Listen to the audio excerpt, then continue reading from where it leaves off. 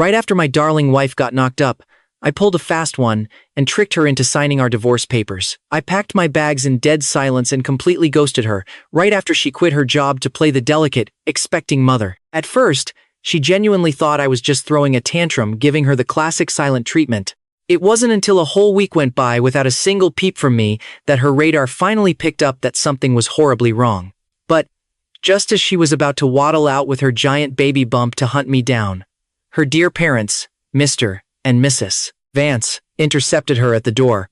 If Caspian wants to leave, then let the boy leave. Why on earth are you chasing after him? Seraphina frowned, her face a perfect portrait of dramatic distress. Dad, don't say that. Cass is my husband. I absolutely have to drag him back home. Mr. Vance knew all too well that his daughter was as stubborn as a mule. Once she set her mind to something, not even a bulldozer could stop her. Forbidding her from dragging me back was simply mission impossible. So, dear old dad quickly changed his tune. Sarah, it's not that your dad doesn't want you to bring Caspian back, but if you bring him back right now, what about Thorne? You are still carrying Thorne's child. For heaven's sake. Seraphina, who had just finished packing her designer luggage, froze like a deer in headlights. Let's rewind a bit. Back in the day, my older brother and I got married at the exact same time. We even married a pair of gorgeous twin sisters, but alas, my brother's wife tragically passed away in a horrible accident. My mother-in-law cried so hard. You'd think her very liver and intestines were snapping in half. Then, out of absolutely nowhere, she pitched the most mind-boggling idea. She wanted my wife to give my older brother a child. My poor, pitiful daughter. She left this world without even leaving a child behind. My mother-in-law wiped her crocodile tears and said, Caspian. Sarah and Celestia are identical twins. Their DNA is exactly the same. Just consider it a favor to your dear old mother-in-law. Let Sarah give your brother a baby. Our family has an ancient, bizarre tradition of borrowing wombs. Anyway, biologically speaking, thanks to their identical genes, it's basically the exact same thing as Celestia leaving your brother a kid. The absolute garbage spewing from my mother-in-law's mouth practically shattered my worldview into a million pieces. Just as I was rolling up my sleeves, fully prepared to flip the dining table, my own biological father chimed in with his pathetic begging. Cass, ever since your sister-in-law died, your brother has been a walking zombie. He doesn't eat. He doesn't drink. Seeing him like this, Dad is really worried he just won't make it. Dad is begging you to just agree to it. Let Sarah give him a baby. If he has a kid, he'll have a reason to live. It's a win-win for both our families. Listening to them, you would think that if I didn't nod my head and agree to this absolute circus, I would instantly become the cold-blooded murderer driving my own brother to suicide. I bit my lips so hard I almost tasted blood, remaining dead silent. My father had always played favorites with my older brother since we were in diapers. I was painfully used to it by now. What I really cared about, the only thing that mattered, was what my wife, Seraphina, thought. You see, I am the middle child in my family. I have an older brother above me and a younger sister below me. Growing up, I was the classic middle child cliché, the most ignored, the least favored. I had never, ever felt what it was like to be truly loved. That is, until I met Seraphina. Unlike everyone else on this godforsaken planet, Seraphina actually put me first. When I got sick, my parents would impatiently wave me off and tell me to go see a doctor myself. But Seraphina? She would drop her multi-million-dollar business deals, rush over at the speed of light to be by my side, and nurse me back to health, even if I just had the sniffles. When we went shopping, her eyes were glued to me. If I so much as glanced at a random item in the mall for more than 2 seconds, it would magically appear on my bedside table the very next day. Whenever I craved some trendy, internet-famous street food, no matter how ridiculously hard it was to get, Seraphina would happily wake up hours early to stand in a mile-long line just for me. She was a wealthy heiress who never needed to bend the knee for anyone. Yet, she willingly stood in line for hours just to see me smile. When it came to anything concerning me, Seraphina was a hands-on perfectionist. She even designed our engagement rings herself. On the day she proposed, Seraphina stared deeply into my soul and made the most beautifully cheesy promise. Cass, maybe your parents don't love you the most, but from this day forward, I swear I will be the person who loves you the most in the entire universe. I understand all your grievances and insecurities. I swear, once we get married, you will be the center of my universe. You will always be number one. Absolutely no one will ever shake your place in my heart. Before our marriage, no matter what kind of drama went down, Seraphina stood by my side like an impenetrable fortress. And right now, true to her words, she stepped up, shielding me without a second of hesitation. Dad, Mom, stop pressuring Cass, Seraphina declared firmly. Your idea is beyond absurd. Not only does Cass disagree, but I also refuse. As she spoke, she dramatically dropped to her knees in front of her parents. Even though my sister sacrificed herself to save me, and I owe my brother-in-law a debt I can never repay, I cannot betray Caspian. Aside from playing the role of his personal incubator, I am willing to do literally anything else for my brother-in-law. My mother-in-law cried so hard, she almost went blind. But Seraphina remained an immovable mountain. She just knelt silently in front of her sister's tombstone. She knelt there for an entire day. My eyes welled up with happy tears. I really hit the jackpot. I hadn't married the wrong woman. Seraphina truly was the person who loved me the most in this world. Or so I thought. Because that very night, in the dead of silence, I distinctly heard the rhythmic, wild panting of my older brother coming from the floor above. I froze. My first innocent thought was, did my brother secretly remarry a gymnast overnight? The heavy breathing echoed down the hallway, drilling directly into my ears. My curiosity finally killed the cat.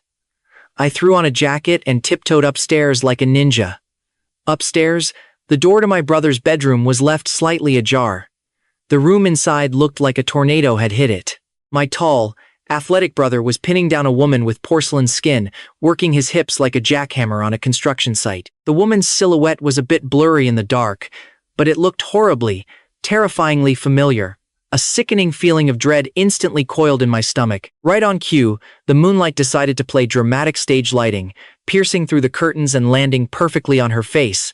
And this time, I saw it clearly. The woman moaning like a dying swan underneath my older brother wasn't some random gymnast. It was none other than my fiercely loyal wife who had defended me just hours ago, Seraphina.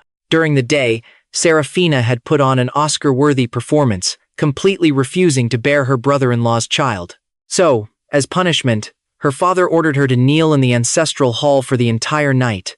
"Kneel until you figure it out," he had roared. I honestly thought Seraphina was still down there catching a cold in the ancestral hall. I had even snuck down there earlier to check on her, but the hall was empty.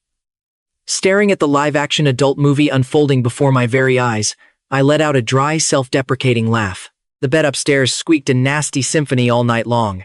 It didn't stop until the sun rudely peeked over the horizon the next morning.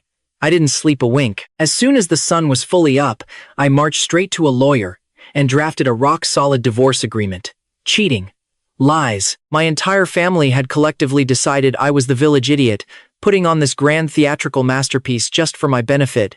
I had been completely blind. A marriage like this? Yeah, I would rather pass. Thanks. Holding the freshly printed divorce papers, I casually strolled into Seraphina's study.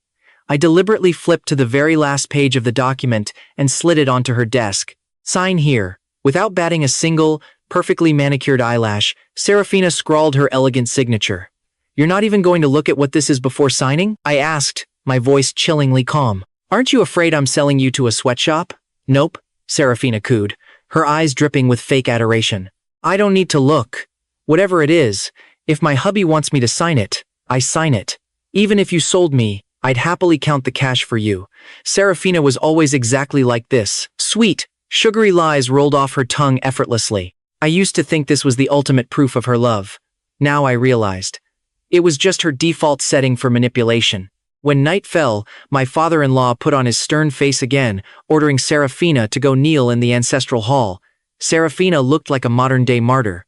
"Dad, give it up. Even if I die kneeling in that hall, I will never agree to have my brother-in-law's baby." She spoke with such righteous conviction, you'd think she was running for office. But of course, later that night, the muffled symphony of heavy breathing started up all over again from the floor right above me. As the night dragged on, Seraphina got a little too caught up in the moment and straight up started wailing like a banshee in heat. This twisted nightmare went on for days, every single night. Because let's be real, making a baby isn't exactly a one-shot guarantee. They obviously had to practice multiple times to ensure the most optimal results. I started suffering from severe chronic insomnia. The literal second I closed my eyes, my brain would helpfully remind me that just one ceiling away, right above my head, My wife, the supposed love of my life, was currently playing mattress gymnastics with another man. Thanks to the extreme sleep deprivation, I started looking like a rotting extra straight out of The Walking Dead. My face was so deathly pale I could seamlessly blend in with a whiteboard. In stark contrast, my dear brother Thorne looked like he was absolutely glowing. His complexion was getting rosier by the day. Clearly, the man was being thoroughly watered and fertilized. The whole house was practically buzzing with this sickeningly festive atmosphere. I, on the other hand, had officially turned into the Invisible Man. There were so many people living in this house, yet not a single soul seemed to notice my massive panda eyes, my completely dead inside expression, or my increasingly skeletal frame. Back when my brother was losing a few pounds, the whole family acted like the sky was literally falling. My mother-in-law had practically turned into a Michelin star chef, cooking him absolute gourmet meals just to get him to take one extra bite. My own parents hovered around him 24/7, absolutely terrified that his mood might drop a single fraction of a percent. Even Seraphina had racked her brain planning cute little surprises just to make him smile. Now that it was my turn to waste away into a literal skeleton, all I got was endless nagging. "Who are you pulling that long face for?" they coldly scolded. "If Celestia hadn't sacrificed herself to save your wife, you would be the one sleeping all alone right now. You have zero empathy. You won't even help your own flesh and blood brother. Your conscience has been completely eaten by dogs." Ah, I finally understood. It wasn't that they couldn't see my agonizing pain. They just genuinely did not give a flying flip about me. I didn't utter another single word. I just quietly started gathering my documents and applied for an overseas dispatch through my company. Since nobody in this pathetic circus cared about me, I didn't want anything to do with this family anymore either. Not too long after, thanks to my brother's incredibly hard night shifts, Seraphina finally hit the jackpot and actually got pregnant. The whole family was absolutely over the moon. They practically set off fireworks right in the living room. I just sat there, calmly sipping my morning porridge, before casually lifting my heavy eyelids to look straight at my wife. "Seraphina, is the kid in your belly actually mine?" Hearing this, Seraphina froze for a split millisecond before instantly activating her defensive anger mode. "Hubby, what on earth do you mean by that? Are you doubting me?" To avoid raising my suspicions, Seraphina had generously squeezed in a few days out of her insanely busy cheating schedule to actually share a bed with me. But I felt so physically sickened by her very presence that I resisted touching her at all costs. But there was one night I got completely blackout drunk. Even though I was utterly wasted, I remembered perfectly well that I didn't lay a single finger on her. Yet, when I woke up the next morning, Seraphina was sitting there looking like a bashful, blushing bride, tightly hugging me and praising me for being so incredibly fierce last night. "Hubby, I admit I haven't spent much time with you lately, but you can't just doubt me like this. And you know exactly why I couldn't come back to our room at night. It's not like I was out looking for toy boys. Hubby, the whole world can doubt me, but you have to believe me. You are the only man I will ever truly love." Seraphina threw her arms around me, her face a picture-perfect mask of innocent grievance. I didn't flinch. I remained as still as a statue, calmly taking another bite of my porridge. Seeing that her tearful, award-winning performance wasn't breaking my iron facade, Seraphina let out a delicate, overly dramatic sigh. "Look, I really wasn't supposed to tell you this. But if I don't, that paranoid little brain of yours is going to keep running wild. Fine, I'll just tell you. Dad found a new woman for Thorne. It is my late sister's best friend. The elders are just desperate for an heir. Just keep this completely between us, okay? Do not breathe a single word to anyone. Now you can finally relax, right? Someone else is giving Thorne a baby now, so they really do not need me anymore. Now that I am expecting, we just need to focus on our own little miracle. Cass, promise me you will protect the baby in my belly with your very life." I almost choked on my own laughter.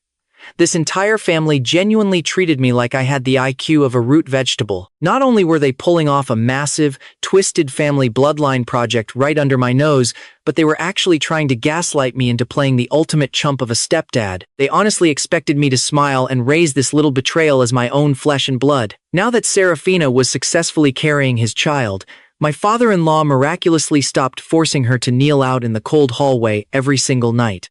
Seraphina finally stopped creeping upstairs to play house with her brother-in-law and actually came back to our bedroom. But she hadn't even been in the room for 5 minutes before my mother-in-law's panicked shriek echoed down the hallway.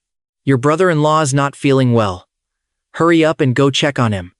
Hearing this, Seraphina's face immediately twisted into an Oscar-worthy display of deep, agonizing inner conflict. But, spoiler alert, she chose to go right back upstairs anyway.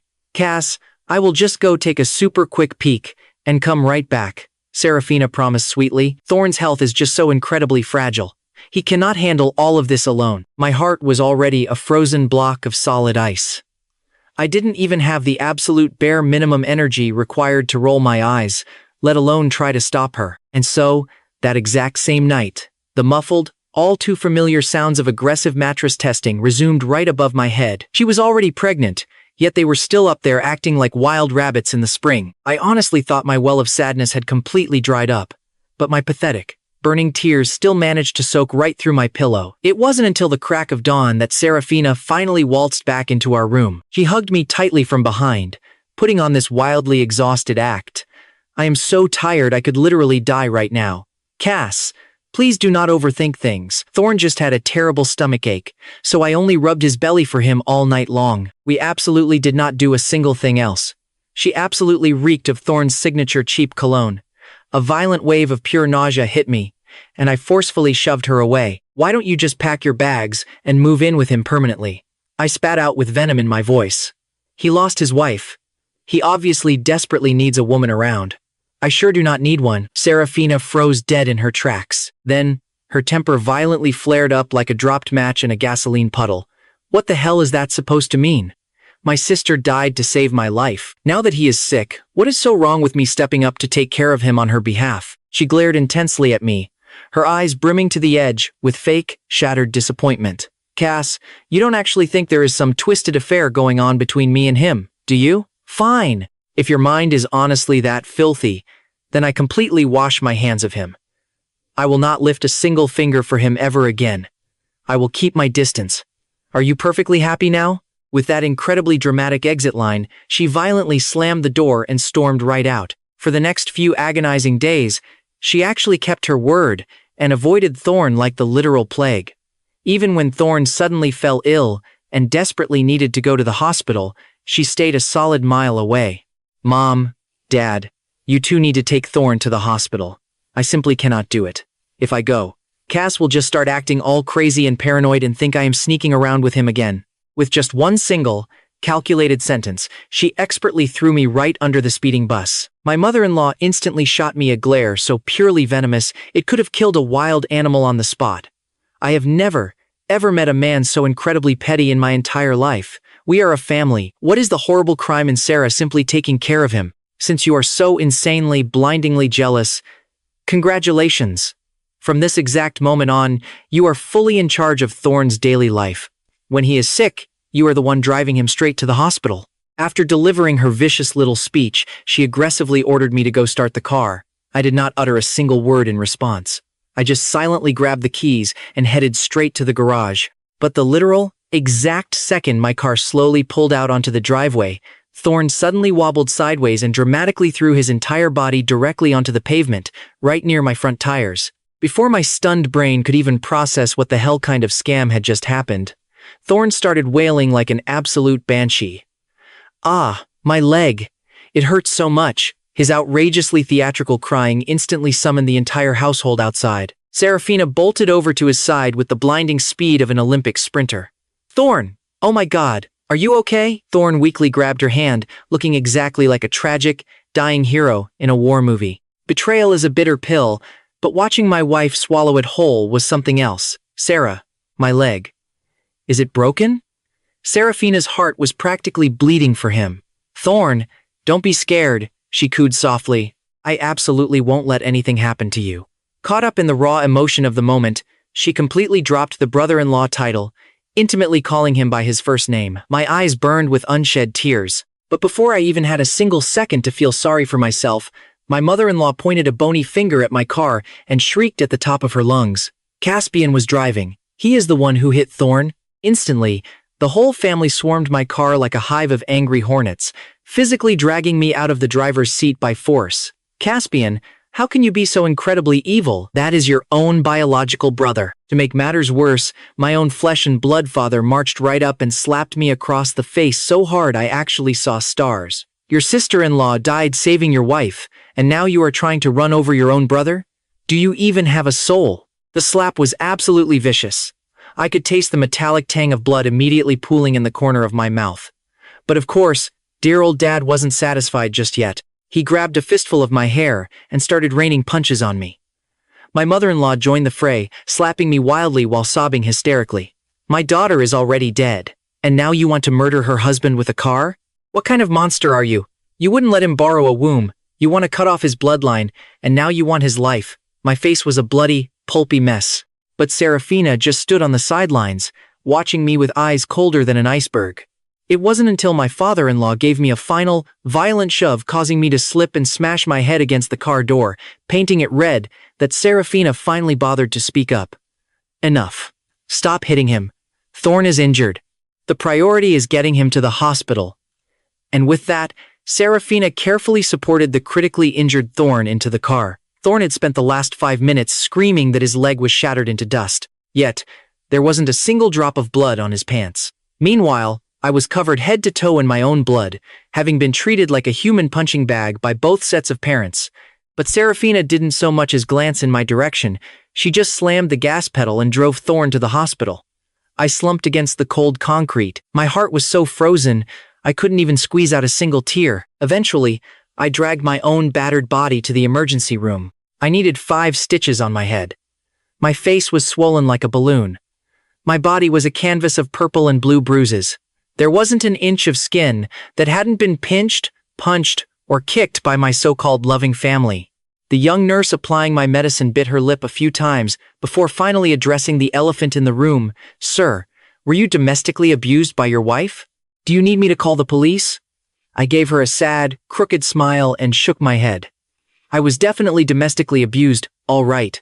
But it wasn't just my wife, it was my entire extended family. And speak of the devil. Right at that moment, Seraphina walked out of another ward, hovering over Thorne like he was made of fragile glass. The doctor followed them out casually, saying, "Your husband is perfectly fine. It's just a tiny scrape on your leg. Put a band-aid on it, rest for a day, and he'll be doing jumping jacks." Seraphina nodded frantically. "Thank you, doctor. I will take excellent care of him." She didn't even bother correcting the doctor that Thorne wasn't her husband, but her brother-in-law. After ditching the doctor, Seraphina gingerly helped Thorne walk down the hall. Thorne suddenly chuckled. "Sarah, don't you think we look exactly like a pair of newlyweds right now?" Seraphina giggled back. "We really do, and I'm even carrying a little baby." Hearing this, Thorne puffed out his chest with sheer masculine pride. "Knocked you up right after we got married. Man, I'm just too fierce." Seraphina's cheeks flushed pink, and she playfully punched his shoulder. "Thorne, you're so naughty." Thorne smoothly caught her delicate hand, smirking. "Am I not fierce? Remind me. Who was the one begging for mercy, crying no more? Last night? Right there in broad daylight, in the middle of a hospital hallway, they started aggressively flirting. I averted my eyes. I really didn't have the stomach to watch this cheap romantic comedy anymore. Even though Thorne had survived with just a devastating scraped knee, when he got home, he was treated like a reincarnated emperor. The whole family worshipped the ground he walked on, shielding him from the wind, especially Seraphina. She spoiled him rotten. Whatever he wanted, Seraphina would move heaven and earth to get it. If he woke up at 3 a.m., craving a specific brand of juice, Seraphina would bolt out of bed and drive across town to buy it. Cass, do you still not get it? The only reason I'm treating him so well is because of you. Seraphina always had a library full of excuses ready, and she delivered them with maximum self-righteousness. I am atoning for your sins. My sister sacrificed herself to save me, so we already owed him a life. And then you tried to run him over with a car. Our debt to him is monumental. The reason I didn't defend you that day was to stop the family from hating you even more. I just need you to stop throwing tantrums. I am working so hard to make up for your mistakes. Can you please just have some self-awareness and stop targeting him? Listening to this absolute garbage, I couldn't help but laugh out loud. I simply nodded. Sure. Seraphina's face lit up with joyful surprise. She tackled me into a hug, sighing with immense relief. Oh, thank God, you finally figured it out. Thorne and I really don't have anything going on. He lost his wife, and I'm just acting as a substitute caretaker for my dead sister. If we actually had an affair, forget about you, my sister's ghost wouldn't let me off the hook. But Seraphina didn't understand something crucial. True heartbreak isn't loud. It isn't screaming or throwing plates. It's calm, quiet acceptance right before you walk out the door forever. If someone is screaming and fighting, it means they still care. They still want to fix things. But the moment I stopped screaming and fighting, it meant this marriage had flatlined. I said absolutely nothing as the entire family continued treating Thorne like royalty. I just quietly went about preparing my documents for my overseas relocation. I was leaving soon. For my last few days here, I just wanted peace and quiet. I didn't want to poke the bear. But the bear decided to poke me. Thorne strutted into my room wearing the smuggest, most punchable winner's smirk on his face. Caspian, you've probably figured it out by now, haven't you? The bastard your wife is carrying belongs to me. I highly suggest you know your place. Divorce Sarah voluntarily and hand her over to me. If you do, I might just show some mercy and let you off the hook. I was so amused, I almost choked. I looked at him deadpan. Thorne, what makes you so confident that if I divorce her, she'll actually marry you? You are her dead sister's husband. Marrying you is literally incest. Thorne flared up instantly. He lunged forward and grabbed me by the collar, spitting venom into my face. Caspian, do you think just because my wife is dead and yours is alive, that makes you better than me? What the hell are you so proud of? You've been a loser compared to me since we were born. Do you seriously think Sarah genuinely loves you? Ha! Let me drop a truth bomb on you, little bro. Sarah doesn't love you at all. She slept with me, and it wasn't just to borrow a womb. Even after she got pregnant, she comes sneaking into my room every other night. She says I'm wild and passionate in bed. I didn't even blink. I just calmly replied, male prostitutes are also wild and passionate in bed. Doesn't mean any woman actually wants to marry them. That one single sentence successfully hit the nuclear launch button in Thorne's brain. He raised his hand, aiming to slap me into the next dimension, but mid-swing, his hand froze in midair. He didn't actually hit me. Little brother, do you remember that fun little game we used to play when we were kids? Thorne's lips curled into a smile, so purely evil it could curdle milk. I froze. A horrifying realization of what he was about to do slammed into me. Instinctively, I reached out, trying to grab him, but it was too late. Still wearing that psychopathic grin, Thorne forcefully threw his entire body weight backward. He tumbled violently down the long staircase. Little brother, let's play a game. That phrase was the ultimate nightmare of my childhood, being the middle child. Once my younger sister was born, my parents poured 100% of their attention into her. They had no time for me, so they dumped me onto Thorne. Thorne was just a rebellious, angsty teenager at the time. He was supposed to be out enjoying his youth, not playing babysitter. Obviously, he hated it, but he didn't dare rebel against our parents, so he channeled all his toxic rage directly onto me. He would beat me up and scream at me constantly. Why? Stop bullying me. I'm going to tell mommy and daddy. Tiny, helpless me had no defense mechanism other than threatening to tattle. That's when Thorne smiled. He smiled that creepy, twisted smile. He said, "Little brother, let's play a game." And then, while laughing like an absolute maniac, he picked up one of my heavy toys and smashed it directly into his own forehead. This game is called, Let's See Who Mommy and Daddy Believe. Thorne battered his own face until he was bleeding profusely, yet he kept laughing. Let's go complain to mommy and daddy together. Let's see whose side they take. Then, he dropped the toy, clutched his bleeding head, and started wailing at the top of his lungs. Wow, Cass, why did you hit me with your toy? That's so mean. It hurts. I was just a little kid. I was completely paralyzed by fear.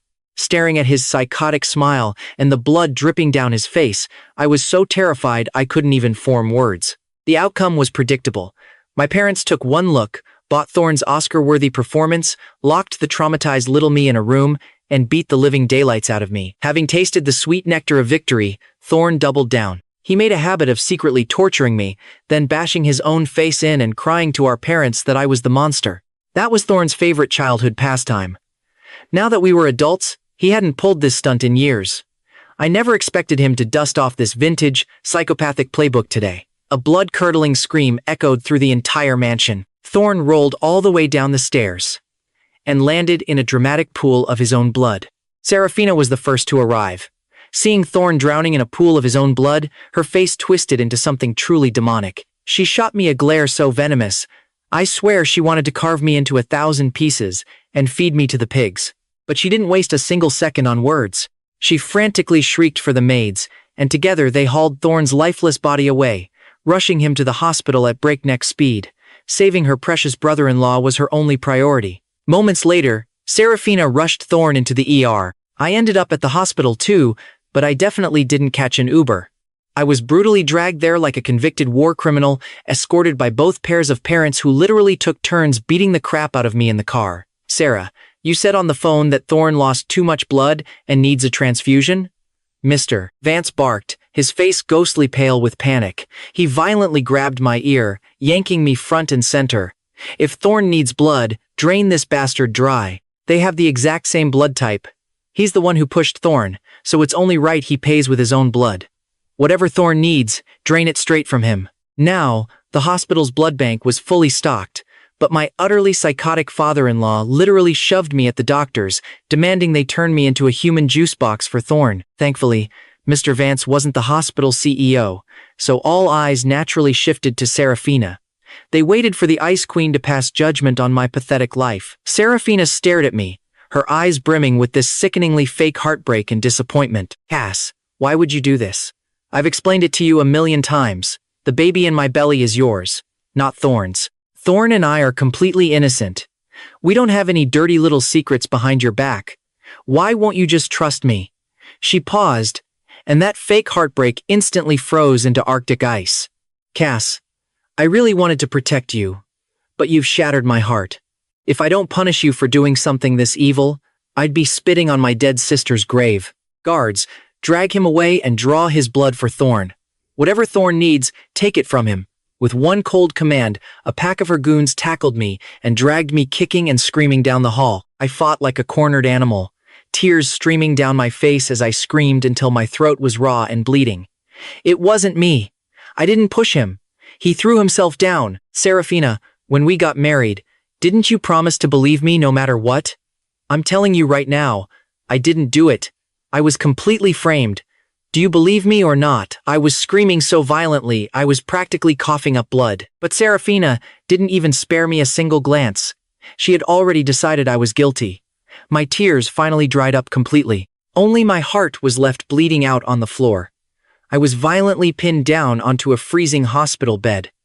A needle the size of a ballpoint pen was brutally jammed straight into my vein. I shivered uncontrollably from the piercing pain. My bright red blood was steadily siphoned right out of my body. 200 milliliters, 400, 600, 1,000 milliliters. As my blood drained, my body temperature plummeted. I felt so incredibly cold, chilling me right down to the bone. Everything around me faded into a deathly silence. It felt like I was the only living, breathing soul left on this miserable planet. Meanwhile, after a highly dramatic rescue op, Thorne was finally declared out of danger. Oh, Sarah, thank God I survived. Thorne rasped weakly from his hospital bed. If I had died, leaving you and the baby all alone in this cruel world, I could never rest in peace. He looked up at her with those pathetic puppy dog eyes. Is our baby okay? Have you been taking good care of yourself these past few days? Faced with her brother-in-law's aggressively naked flirting, Seraphina looked genuinely pained. Even though she clearly hated doing it, she slowly but firmly pushed Thorne's hands away. Thorne was absolutely stunned. He stared at her in utter disbelief. Sarah, what do you mean by this? Thorne, please don't misunderstand, Seraphina quickly explained. You are a very charming man, but I absolutely cannot do anything to betray my sister. Besides, my heart already belongs entirely to Cass. I love him, and I am never divorcing him. Cass has definitely done some crazy, unhinged things lately, but he only did them because he's so desperately in love with me. I think he probably found out about our arrangement, got blinded by jealousy, and just went completely insane, trying to hurt you without thinking of the consequences. Speaking of my so-called jealousy, Seraphina actually let out a smug, self-satisfied smirk. She seemed genuinely thrilled that I loved her so blindly I'd commit attempted murder for her. Thorne, we had a strict agreement from the start. I was just borrowing you for a baby, no feelings involved whatsoever. We just needed to create a child to leave my dead sister a legacy, so once this baby is born, I need you to treat it as yours and my sister's child, not yours and mine. When the baby finally arrives, I will sign over the entire Vance family fortune directly to you and the kid. Then Cass and I will move out and live completely on our own. So Cass won't ever hurt you out of jealousy again. I, having just regained consciousness, happened to be limping past his VIP ward and heard her entire delusional speech. I honestly couldn't help but laugh out loud. Wow, how incredibly noble. How utterly, beautifully selfless. She plans to hand over her entire multi-million-dollar empire to the brother-in-law she's been secretly banging, and she leaves her cheap, dirt-poor loyalty for me. My heart was now officially a dead, barren graveyard. I turned around and walked away without looking back, even once. Seraphina, you can keep your cheap, heavily discounted love. I don't want a single drop of it anymore. When I got back to the mansion, I immediately started packing my bags. During my suffocating years with Seraphina, I had treated every single thing she ever gave me like a sacred, holy relic. The very first bouquet of roses she bought me, I dried them and turned them into custom bookmarks. The ticket stubs from our first movie date were carefully pasted into a beautifully decorated scrapbook. Not to mention the massive mountain of wildly expensive custom-made gifts that practically hoarded an entire room. This room was a literal museum dedicated to the love we once shared. I used to guard these meaningless trinkets with my actual life. If anyone even breathed on them wrong, I'd completely lose it. But right now, I didn't even want to look at this worthless garbage. I hauled the whole pathetic lot of it straight into the backyard, drenched it in lighter fluid, and struck a match. It was a massive, blazing bonfire of dead memories. Out in the backyard, there was also this peach tree we had planted together on our wedding day. Peach blossoms supposedly represent true love. Seraphina had once smiled this radiant, fake smile and said, "I hope our love grows as strong and deeply rooted as this tree." I stared at the stupid tree for exactly 2 seconds. Then I grabbed a heavy axe, chopped the damn thing down without a single moment of hesitation, and chucked it straight into the roaring bonfire. After my little arson therapy session, I went back inside and pulled out the divorce agreement I had prepped earlier. I slammed it dead center onto her vanity table in our bedroom. After dropping the papers, I paused for a second, then grabbed a pen and scribbled a quick, brutal note just for her. "Seraphina, goodbye. Don't even bother looking for me. I never want to see your toxic face again. Our karma is officially at 0. From this day forward, we are nothing more than total strangers." With that final mic drop, I grabbed my suitcase and marched right out the front door.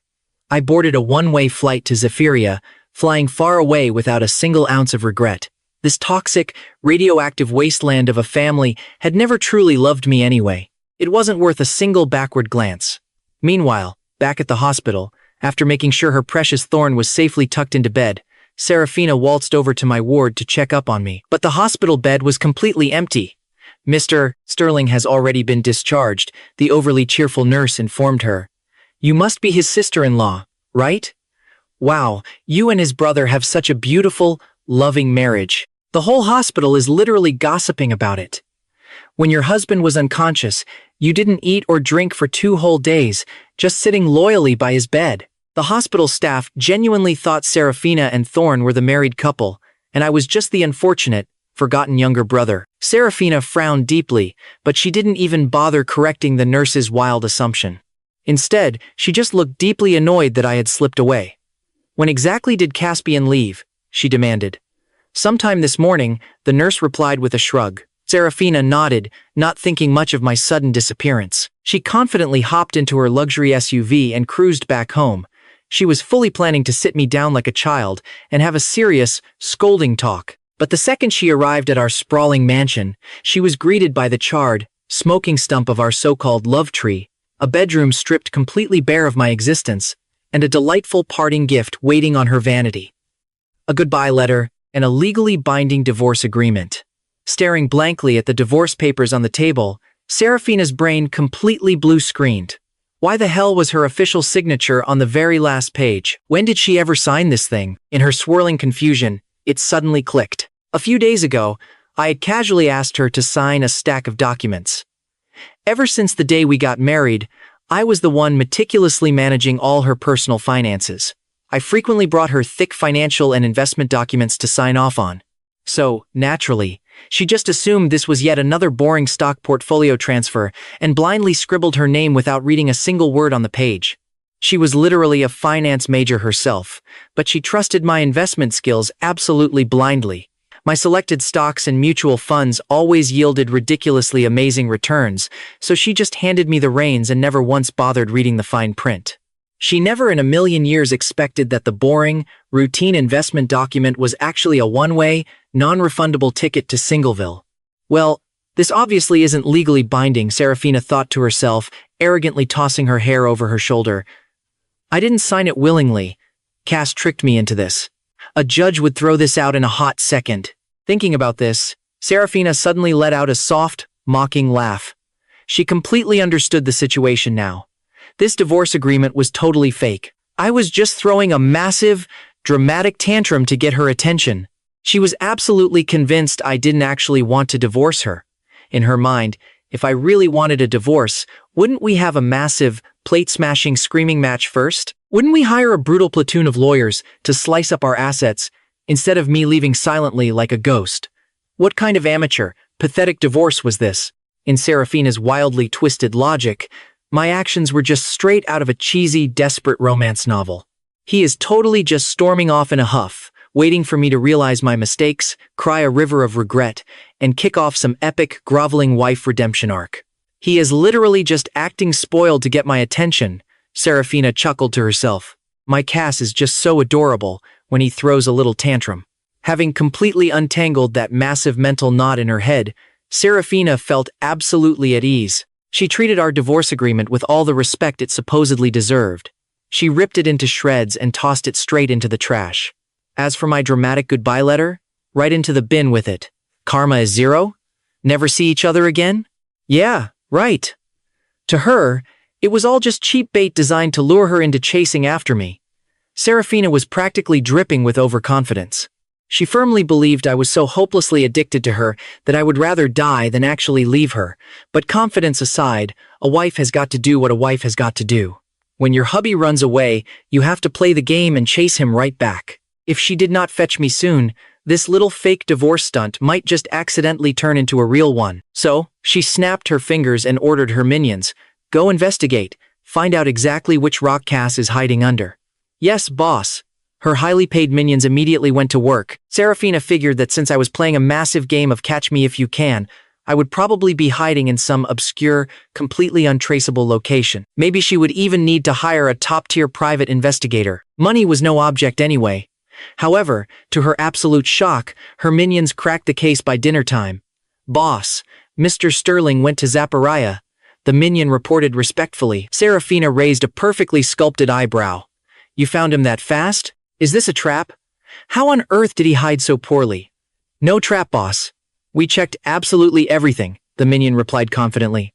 "Mr. Sterling's company recently opened a new branch in Zephyria and needed a general manager. He officially applied for the transfer." Now, Seraphina finally felt a tiny prick of genuine panic. An overseas corporate dispatch was not just some weekend getaway. It was a heavy, long-term commitment, usually lasting 3 to 5 years. If I was really just throwing a tantrum, why would I not just buy a plane ticket and hide out in a luxury hotel? Why go through the massive, bureaucratic nightmare of an official corporate transfer? Despite that slight creeping unease, at least she knew exactly where I was. Seraphina was not the type of woman to sit around overthinking things. She vastly preferred to fly directly to Zephyria, kick down my front door, and demand some real answers. Without a second thought, she booked a first-class ticket to Zephyria for the very next morning. But just as she finished packing her designer bags to fly out and drag me back, her father intervened. "If Caspian wants to leave, let him leave. Why are you even looking for him?" Mr. Vance grumbled angrily. "That cold-blooded snake. Do you really think our family is so desperate to keep him around?" Seraphina frowned. "Dad, do not say that. Cass is my husband. I have to bring him back." Her father knew there was absolutely no arguing with her once she dug her heels in. Plus, she was clearly utterly obsessed with me. Telling her not to bring me home was a totally lost cause, so he expertly pivoted. "Sarah, I am not saying you cannot bring him back. But if you bring him back right now, what about Thorne? You are currently pregnant with Thorne's baby. Knowing Caspian's incredibly selfish personality, the second he gets back, he will force you to get rid of that child." Hearing this harsh truth, Seraphina finally hesitated. "Dad, so, you are saying we definitely bring him back, just not right now?" "Exactly," Mr. Vance coaxed her, sounding exactly like a slick snake oil salesman. "He is stuck working in Zephyria. He cannot just run away. You can go pick him up whenever you want. So, why do you not just wait until you give birth, and then fly to Zephyria to get him? By then, the rice will already be cooked into porridge. The baby will be born. No matter how much of a tantrum Caspian throws, he will not be able to change a single thing. Besides, it is actually good to leave him hanging for a bit. I am a man. I understand men way better than you do. You cannot spoil them. The more you coddle a man, the more he walks all over you. Give him the cold shoulder for a few months, and he will be begging to come back. Listening to her father's toxic wisdom, Seraphina was thoroughly swayed. Dad made total sense. This whole borrowing a womb business had been done in absolute secrecy. They tried so desperately hard to keep me in the dark. Yet, I still caught on to their dirty little secret. I caused a massive scene.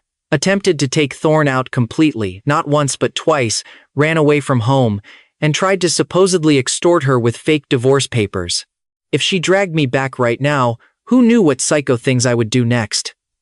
I might march her straight to a clinic for a DNA test and force her hand completely. So, going with Dad's plan was honestly the safest bet. Leave me to rot in Zephyria for a while, and focus entirely on incubating the baby. Once the baby popped out, and the deed was completely irreversible, she would fly over to collect me. She already had the absolute perfect lie queued up and ready to go. She would tell me the baby belonged to her sister's best friend and Thorne. As for her own pregnancy, she would fake cry and claim that because I ran away and broke her heart, she suffered a terrible stress-induced miscarriage. She could play the ultimate victim, milk my guilt for all it was worth, and guarantee I would never dare throw a tantrum ever again. It was a flawless, truly evil master plan. 2 birds, 1 stone. With her strategy totally locked in, Seraphina ordered her minions to keep me under 24/7 surveillance in Zephyria. Meanwhile, she stayed home, nurturing her growing baby bump, and happily resuming her intense, behind-closed-doors wrestling matches with Thorne. Perhaps she figured that once she dragged me back home, her all-access VIP pass to Thorne's undivided attention would expire forever, because she went absolutely wild. She demanded his romantic company anytime, anywhere. They did not just stick to the bedroom either. When morning came, and Thorne went to the kitchen to fry some eggs, Seraphina would slither up behind him, wrap her arms around his waist, and demand some highly inappropriate affection right against the counter. "Sarah, I am cooking here. Stop messing around," Thorne would say, pretending for just a second to be a decent human being. "The soup is going to spill. Who cares? You focus on cooking your food, and I will focus on you," Seraphina would purr, refusing to let go, and aggressively initiating a steamy kitchen romance scenario. Breakfast would inevitably end up burnt to a crisp, but Seraphina would leave the kitchen looking utterly and completely satisfied. And it was not just the kitchen. Seraphina made it her personal mission to leave their romantic mark on absolutely every square inch of the mansion: the desk in the study, the incredibly expensive Italian leather sofa in the living room, even the counters in the master bathroom. Mr. and Mrs. Vance, being the incredibly supportive and enabling parents they were, took the hint and temporarily moved out of the house. With the massive villa entirely to themselves, Seraphina's inhibitions completely vanished into thin air. She even dragged Thorne out to the backyard for some highly scandalous late-night stargazing activities. They were so intensely wrapped up in each other that, "Sarah, please don't go to Zephyria to get Caspian back. Okay?" Thorne panted heavily, hovering over Seraphina as they put in some intense overtime. "Can't we just stay like this forever?" Seraphina wrapped her arms tightly around his neck, letting out a breathy moan. "Thorne, don't say that. You're my brother-in-law. We can't. But don't worry.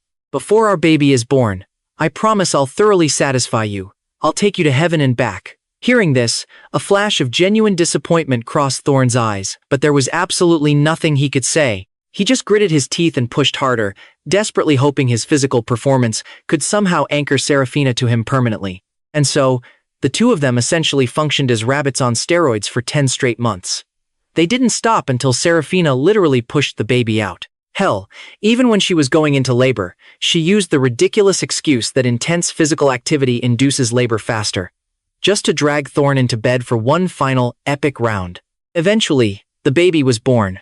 Seraphina spent a few months recovering her flawless figure and her strength. Once she was back to her glamorous self, she immediately bought a first-class ticket for the very next morning to Zephyria. The night before her flight, She snuck into Thorne's room and essentially rode him into the mattress for the entire night as a grand finale. The next morning, she practically had to be peeled off Thorne just to make her flight.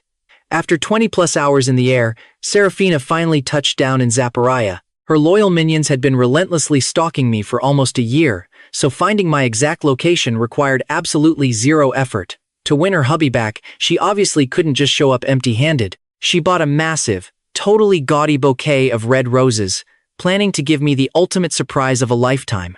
However, when she triumphantly marched right up to my table with her giant bouquet, she froze dead in her tracks. Sitting right across from me was another person. A beautiful woman. Seraphina's blood instantly boiled. She violently slammed the flowers down, grabbed me by the collar, and shrieked with the terrifying fury of 1,000 Karens. "Caspian Sterling, who the hell is this? We've only been separated for a few short months, and you've already found yourself a new toy. Do I even exist to you anymore?" I was honestly completely flabbergasted. I had merely stepped out to have a casual, ordinary business lunch with an important client. And suddenly, my absolutely psychotic ex-wife materializes out of thin air, violently grabbing me by the shirt and screaming, "Do I even exist to you anymore?" I just burst out laughing. It was way too funny. "Wife? What wife?" I asked, looking at her like she was some crazy alien. "Seraphina, we are divorced. The current version of me has absolutely zero relation to you." That single sentence hit her like a massive speeding truck. Her face turned pitch black. "Cass, stop messing around," Seraphina hissed, desperately trying to suppress her volcano-level rage. "You tricked me into signing that divorce agreement. It's completely invalid." "Whether it's valid or not really isn't up to you," I replied with absolute, chilling indifference. "It's up to the government. Did you seriously not receive the official divorce certificate they mailed out to you? Because I got my copy all the way out here in Zephyria." As I spoke, I calmly pulled a crisp green divorce booklet out of my briefcase and slapped it onto the table. When I fled the country, I had left in a massive hurry, so the paperwork hadn't fully cleared yet. I never got the physical booklet. But once I settled down in Zephyria, I hired a total shark of a lawyer to bulldoze through the rest of the process. That lawyer was incredibly efficient. The second those certificates were printed, he overnighted them.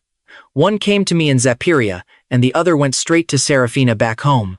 Staring at the very real, very official divorce certificate sitting right there in front of her, Seraphina looked like her brain had completely short-circuited. "What divorce certificate?" I never got anything," she stammered.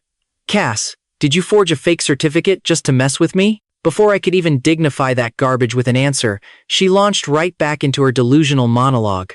"Okay, Cass, enough is enough. Stop throwing this little tantrum. I know you're angry. I know you're so mad that you wanted to scare me with a fake divorce, but marriage isn't some child's game. You can't just quit whenever you feel like it. I know I was wrong. I admit I neglected you recently. But you have to believe me. Thorne and I are completely innocent. I was just taking care of him on behalf of my dead sister. She died to save me, Cass. I owe her my life. I can never repay her. Since she's gone, the only way I can ease my guilt is by treating her husband exceptionally well. Blah, blah, blah. It was the exact same script on repeat. Innocent, just repaying a debt. I had heard these pathetic lines so many times. My ears were practically bleeding.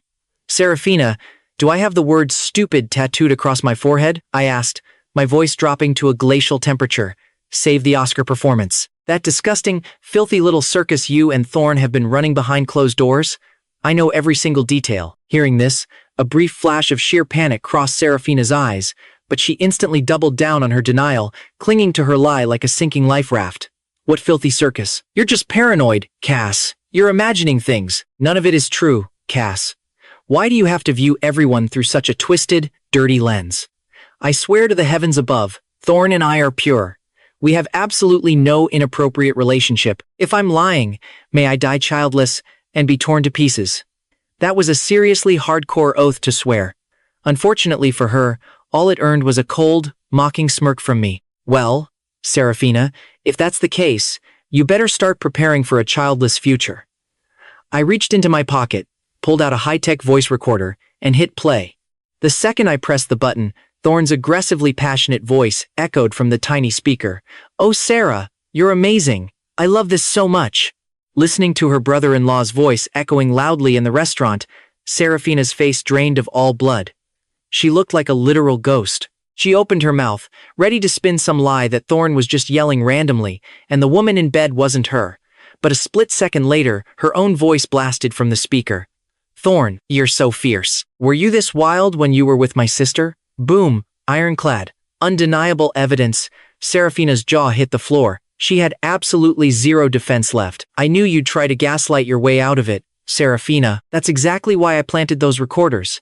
I stared at her, my eyes completely devoid of any warmth. "And it's not just audio. If you're feeling nostalgic, I have high-definition video I can play for you right now." Honestly, back then, I was worried Seraphina would fight the divorce in court, so I had secretly rigged the house with cameras and mics to capture her and Thorne's incestuous little reality show. If the divorce proceedings got messy, I was fully prepared to drop those tapes like a nuclear bomb to force her hand. But thanks to my lawyer, the process went through without a single hitch. The evidence was never even needed. Funny how it was useless during the divorce, but came in perfectly handy right now. "You didn't just cheat on me, you lied to my face. Over and over and over again."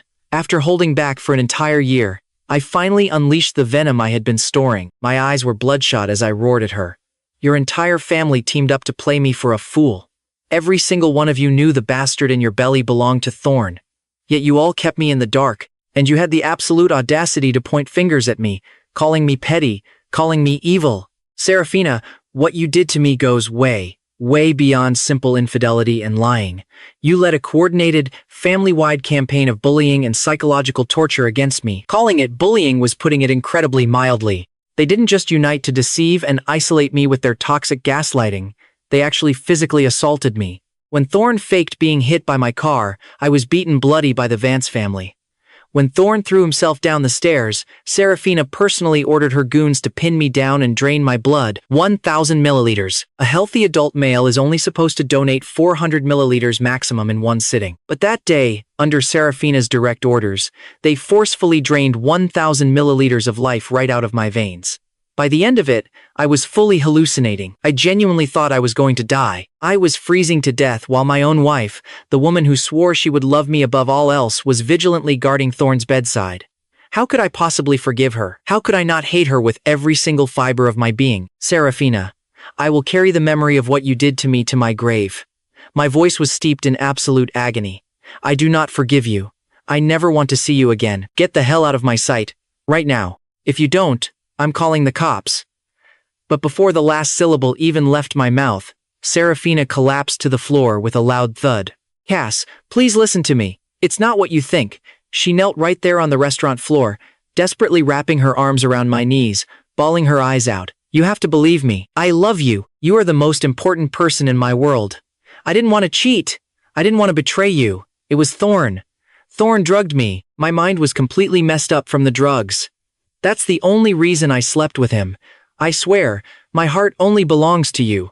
I honestly couldn't believe it. We had reached the absolute bottom of the barrel, and she was still trying to lie her way out of it. I looked down at her pathetic, tear-streaked face. "Oh, really? So, you only slept with him that one time because you were drugged?" Seraphina froze for a second, then nodded her head so fast she almost gave herself whiplash. Yes, just that one time. "Cass, please forgive me. I know I made a mistake. I'll never do it again. And honestly, I'm a victim too." Thorne spiked my drink. "If he hadn't done that, I would have died before betraying you." Lies just flowed out of her mouth like a busted sewage pipe.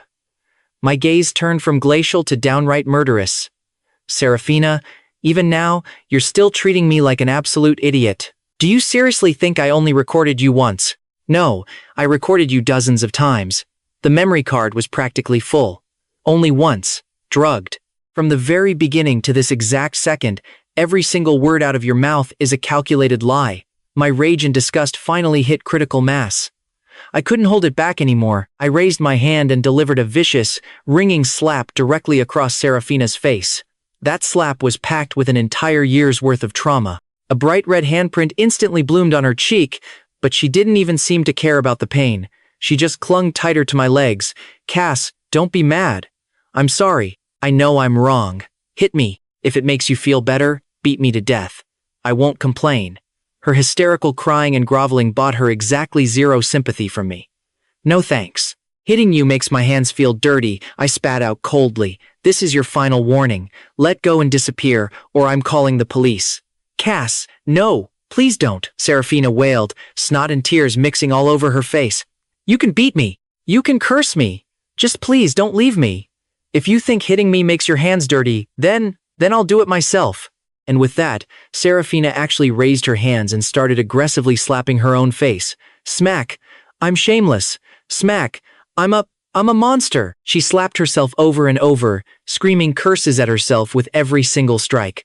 I broke my promises. I'm an animal. Slap after slap. Her face quickly swelled up, covered in overlapping red welts. But it wasn't enough for her. She hit herself harder and harder. She was clearly trying to use self-harm to manipulate me into feeling sorry for her, desperately hoping my soft heart would eventually crack and forgive her. But I just stood there, watching her like I was observing some bizarre science experiment. I didn't tell her to stop. I didn't say a single word. I just let her beat herself until blood actually started dripping from the corner of her mouth. Eventually, her face went completely numb. She couldn't even feel the pain anymore. So she finally stopped. Cass, are you willing to forgive me now? She whimpered, looking up at me like a beaten dog. If you still don't forgive me, I'll keep slapping until you do. I didn't reply. I just pulled out my phone and calmly dialed the Zephyria emergency police line. Cass, no, Seraphina scrambled up, desperately trying to snatch the phone right out of my hand. Please don't chase me away. You can't be this cruel to me. I honestly wanted to ask her who exactly was the cruel one here. When we got married, who was the one who broke their vows and flaunted their filthy infidelity right under my nose? When I was battered, bleeding, and desperately needing help, who turned their back and didn't even spare me a single glance?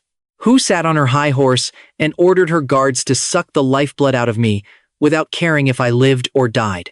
Seraphina, you lost the right to beg for my forgiveness a long time ago, I said, my voice dripping with ice, and then I immediately called dispatch. Zephyria has incredibly strict and highly efficient laws. Even if you are married, which we absolutely weren't anymore, if someone reports harassment, the cops show up in a flash to detain the aggressor. And trust me, Zephyrian law doesn't play the gender card. If a woman stalks and harasses a man, she goes straight to a holding cell. Since we were legally divorced, we were just two completely unrelated individuals in the eyes of the law. The police arrived in under 5 minutes and immediately moved to arrest Seraphina. Let go of me. Seraphina screamed at the top of her lungs. She had just arrived in the country and clearly hadn't adapted to foreign laws yet. She actually tried to use her rich girl privilege on the cops. He's my husband. We're family. What kind of cops are you, interfering in a domestic dispute? Do you have any idea who I am? I'll have your badges. Unfortunately for her, Zephyrian cops didn't give a flying flip about who her daddy was back home. They just slapped cuffs on her wrists and threw her directly into the back of a squad car. Eventually, her high-priced minions had to fork over a massive bail just to get her out of the station. But getting locked up didn't deter her in the slightest. The absolute second she stepped out of that precinct, she wanted to march right back to my apartment. Boss, please listen to reason. You absolutely cannot go looking for Mr. Sterling right now. Her top minion pleaded, physically blocking her path. Zephyrian laws are brutal.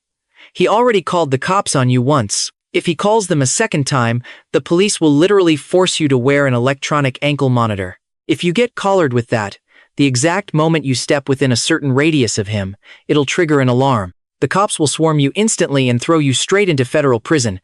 If that happens, you'll literally never see him again. That terrifying reality check finally pierced right through Seraphina's delusion. Are the laws in this country written by psychopaths? She raged furiously. Cass is my husband. On what grounds can they ban me from going near him? It doesn't matter, boss. That's just the law here. The minions. Shockingly, Seraphina actually listened to the advice. That night, she refrained from ambushing my house. Instead, she threw a literal mountain of cash at a top-tier Zephyrian lawyer, demanding he find legal loopholes for her to exploit. The lawyer explained that while the laws were incredibly strict, they had specific triggers. The police would only strap an ankle monitor on her if she officially committed harassment. And harassment required hard proof. Inappropriate physical contact, hundreds of crazy text messages, trespassing, and so on. In other words, the lawyer concluded, as long as you never touch him, never text him, and leave absolutely no digital or physical footprint of a threat, the police cannot arrest you for harassment. Seraphina was a smart girl. She got the picture immediately. Exactly, the lawyer nodded. No evidence, no crime. Hearing that, her anxiety instantly vanished into thin air. She decided to plant her roots right here in Zephyria and launch a massive, entirely legal reconquering campaign. Sure, it was annoying, but as long as she maintained a respectable distance and acted like a sophisticated lady, the cops couldn't touch her. She was fully confident she could woo me back and make me fall in love with her all over again.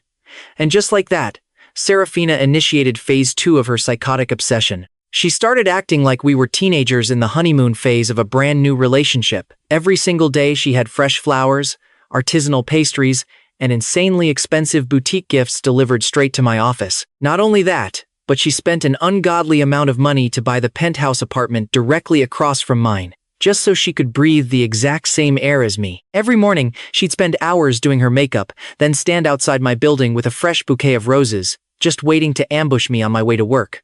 Cass, good morning. You look even more handsome today. Need a ride to work? I can drive you. Oh, and I got you breakfast. It's that French souffle you used to love so much. Every evening, she'd camp outside my office building, roses in hand, waiting to literally escort me home. Cass, you must be starving after a long day of work. Let me treat you to a Michelin-starred dinner. No? You just want to go home? That's totally fine. I'll walk you. We live in the same complex anyway, so it's right on my way. Here, just take the flowers, please. However, no matter how aggressively she simped for me, I treated her like invisible toxic waste. The roses? Tossed straight into the nearest dumpster while maintaining dead eye contact. The gourmet breakfasts? I literally fed them to stray dogs in the alleyway. And those obscenely expensive gifts? I packed every single one of them into a giant cardboard box and dumped them right on her front doormat. But despite my total and utter rejection, Seraphina bluntly refused to take the hint. It's okay if you reject me, Cass. I truly believe that true devotion can melt even the coldest stone. I will keep chasing you until you fall right back in love with me. Take your time. We have the rest of our lives. Once upon a time, hearing those cheesy romantic declarations would have made my heart melt. Now, it just made me want to throw up. I wanted absolutely nothing to do with this woman. I just wanted her to evaporate so I could finally live in peace, but calling the cops was totally useless now. She had been expertly coached by her high-paid lawyer. She was stalking me legally. No touching, no texts, no threats, just highly annoying, constant proximity. I was venting to my best friend over a beer one night. The cops say it's just enthusiastic courting and doesn't meet the criteria for actual harassment, I groaned, running an exhausted hand over my face. What the hell am I supposed to do? I've told her a million times that we are done. Zero chance. But she lives in a total fantasy world. Do I seriously have to quit my job and move into an underground bunker just to get rid of her? Why should I? I didn't do anything wrong. Why do I have to live like a fugitive on the run?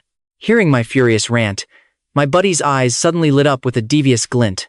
Bro, I actually have a genius idea to get her off your back permanently. It's a little ruthless though. You got the guts for it? My interest was instantly piqued. Tell me. I don't care how ruthless it is. If it gets rid of her, I'm all in. My buddy leaned across the table and whispered his highly diabolical master plan right into my ear. The very next morning, Seraphina stuck to her creepy routine.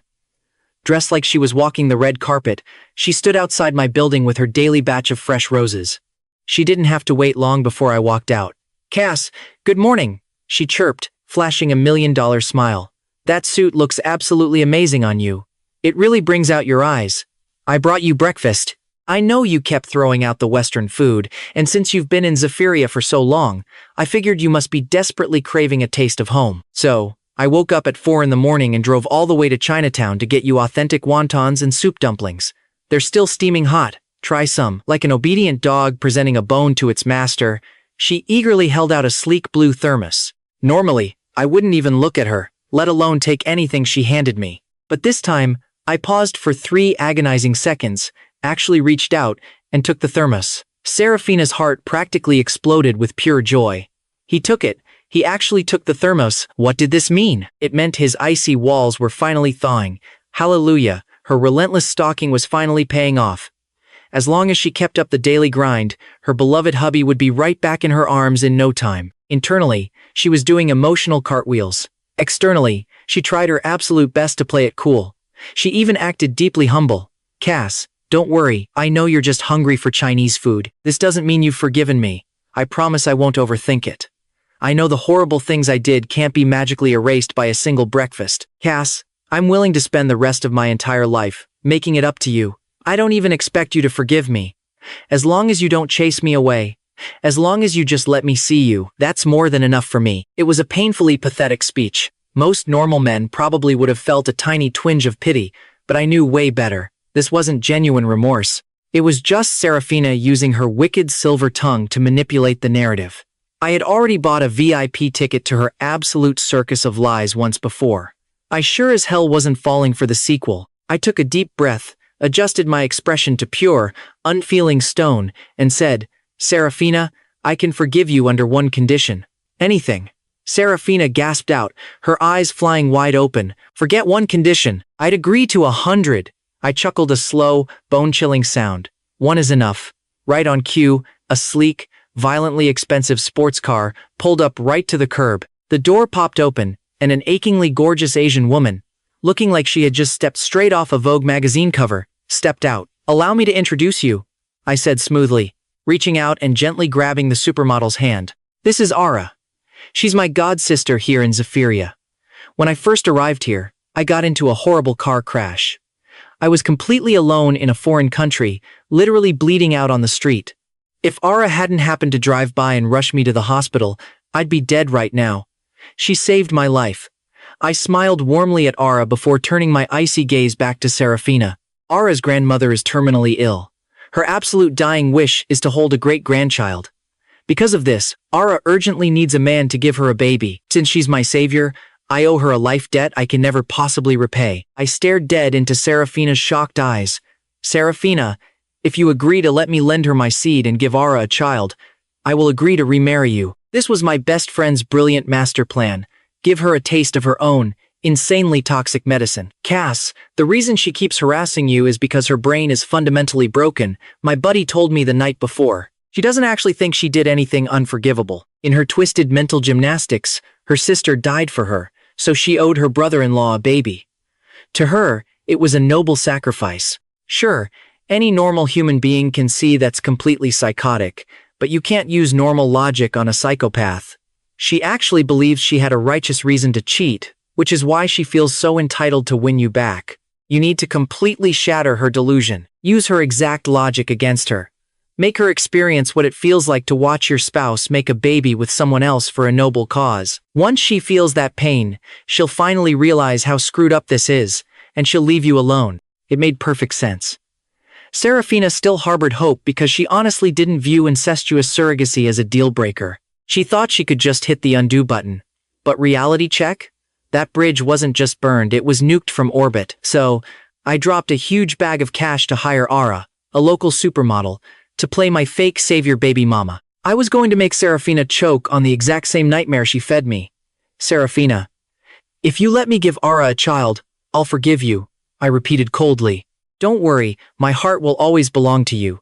But after the baby is born, we'll have to help raise it together. She's a busy supermodel, so she doesn't have time for diaper duty. Plus, being a single mom is just so hard. I expect you to treat my child exactly like it's your own. After all, she saved my life. We have to repay this debt, don't we? Those were the exact words Seraphina had fed me to justify cheating with Thorne. I was simply regurgitating her own garbage right back into her mouth. Seraphina's face turned a spectacular shade of sickly green. Cass, stop joking. This isn't funny, she said, her voice trembling. Who said I'm joking? I am dead serious, I replied. What? Are you the only one allowed to borrow a womb for your brother-in-law, but I'm not allowed to lend my seed to my savior? Hearing that, Seraphina looked like she was about to vomit. How is that the same thing? She shrieked indignantly. My sister actually saved my life. You're just doing this to disgust me. Oh, so you do know what disgust feels like, I sneered. Then why didn't you stop to think about how utterly nauseated I felt watching you and Thorne? At least Ara and I are unrelated adults. You and Thorne were practically committing incest. Seraphina's face kept cycling through 50 shades of panic and rage. She knew she didn't have a leg to stand on. All she could do was suppress her fury and try to coax me like a toddler. Cass, okay, that's enough. I know you suffered. I know you were hurt. I completely understand your pain now. So please, stop this tantrum. I promise you, from this day until my last breath, you are the only man I will ever look at. I will never, ever let another man touch me. It was honestly pathetic. She still thought I was just throwing a tantrum to prove a point. My heart flatlined completely. Since she thought this was just a show, I decided to give her the IMAX 3D experience. Seraphina, you still don't get it, I said, my voice dropping to a terrifying calm.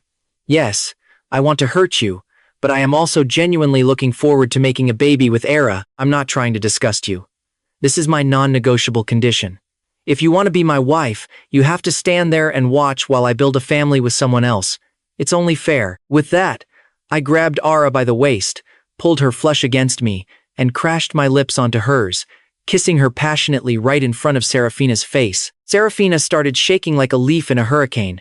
Her lawyer had warned her 1,000 times, do not touch him, do not create a scene. If you do, the cops will slap an ankle monitor on you, and you're done. But the sheer blinding rage of watching me make out with a supermodel completely short-circuited her brain. She lunged forward like a rabid animal and violently shoved Elara away. No, Cass, you are mine. I forbid you from kissing another woman in front of me. She dug her perfectly manicured nails into my shoulders, her eyes completely unhinged. I can't take it. You're mine. How could you touch someone else? Watching her have a total psychotic breakdown provoked zero sympathy in me. In fact, the ice in my veins just froze harder. I just kissed another woman, and you're already acting like a lunatic, I noted dryly.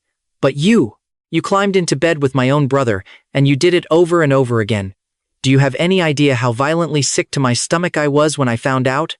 I wanted to throw up my own organs. And you actually had the delusion that I'd forgive you? Never. I will never forgive you as long as I breathe. Looking at you makes my skin crawl.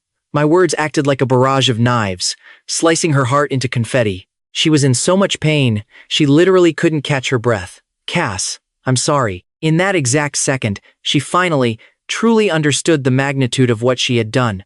Before this, Seraphina had apologized 1,000,000 times, but none of them were real. They were just manipulative tactics to drag me back to my assigned role as her loyal dog. She never truly believed she had committed an absolute atrocity. But now, forced to watch me kiss another woman, she finally grasped the agonizing, soul-crushing devastation of betrayal. A simple kiss had sent her right over the edge. Yet, she had forced me to sleep one floor below her while she passionately moaned her brother-in-law's name for weeks. I'm sorry, Seraphina wailed, tears streaming down her face like a waterfall. Cass, I'm so sorry. I never realized how much it would hurt you. I love you. If I could turn back time, I would never do it. Please forgive me. Just give me one last chance. She collapsed to her knees, genuinely broken and repentant. Unfortunately for her, the train of forgiveness had left the station a year ago, and the tracks had been blown up. I believe you loved me once, Seraphina, I said, my voice completely devoid of emotion. But your love is cheap, and I don't buy cheap trash. I just want you out of my life so I can move on. If you actually love me, do me a favor and vanish. Her tears were practically forming a puddle on the pavement. She hugged my legs, sobbing uncontrollably.